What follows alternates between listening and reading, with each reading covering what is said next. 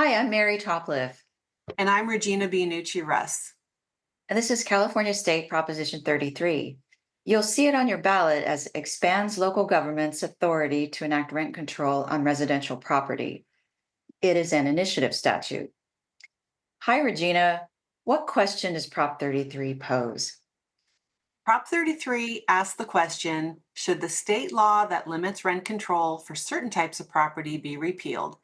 And should the state limit the initial rent for first-time tenants in all types of housing?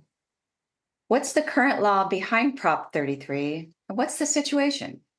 Rental housing is expensive in California because there's not enough housing for everyone who wants to live here. About one quarter of Californians live in communities with local rent control. In 1995, the state passed the Costa-Hawkins Rental Housing Act. This act limited local rent control laws from applying to single-family homes, condominiums, and housing occupied after February 1st, 1995. Rent control currently only limits rent increases on existing tenants, thereby allowing landlords to reset the rent for a new tenant. What does Prop 33 propose? Prop 33 would repeal the 1995 Costa-Hawkins Rental Housing Act, which prohibits laws imposing rent control on certain housing. Repealing this act would allow local rent control laws to apply to any housing. Are there any other impacts of Prop 33? Yes, the proposition would allow cities and counties to limit the initial rental rates that landlords may charge new tenants in all types of housing. So are existing rental control laws changed? No, the proposition itself does not make any changes to existing local rent control laws. Generally, cities and counties would have to take separate actions to change their local laws. The state would be prohibited from taking future laws to limit local rent control. What would the fiscal impact be? The fiscal effects would depend on how many properties end up being covered by local rent control and how much rents are limited. These things would be decided by future actions of local governments and voters. If local rent control laws expand, local governments could have increased costs to carry out these laws.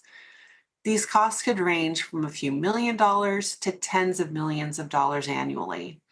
These costs likely would be paid for by fees on landlords. And what are some of the situations that would impact these fiscal effects? Well, some renters could move less often. Some renters who live in properties covered by rent control could spend less on rent in the future. Some renters who live in properties not covered by rent control could spend more on rent. Landlords could sell their properties to new owners who would live there instead of renting it out, resulting in fewer homes available to rent.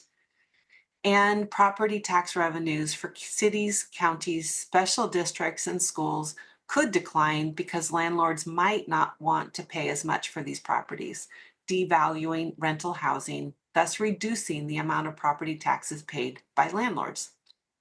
So, what do the supporters say? Supporters say that the affordable housing crisis is destroying the California dream. Nearly 1 million people have left California in the last 5 years. This crisis will only get worse as young, talented people leave and the needy remain. They say that even if you're not a renter, your quality of life and the value of your property are still harmed by the housing crisis. And every city should decide for themselves whether or not they need rent control and which types of property that rent control would apply to. So, what do the opponents say? Opponents say that rent control is complicated and leads to unintended consequences.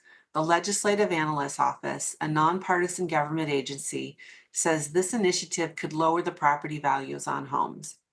They say that Prop 33 is a Trojan horse that overturns state housing laws, as well as has no protections for renters. This ballot language was challenged by the Yes for Prop 33 campaign, but was affirmed in court. They also say that capping rents for more properties, including ones built after 1995, is essentially a signal to developers to build less, not more, housing units that the state critically needs. Can you tell us about campaign financing, please? Sure, as of August 21st, 17 million has been contributed in support and 40 million has been contributed against Prop 33. You can see the top contributors on your screen. And let's close with what a yes vote and what a no vote would mean. A yes vote means that state law would not limit the kinds of rent control laws cities and counties could have. And a no vote means that state law would continue to limit the kinds of rent control laws cities and counties could have. Thank you, Regina. You're welcome, Mary.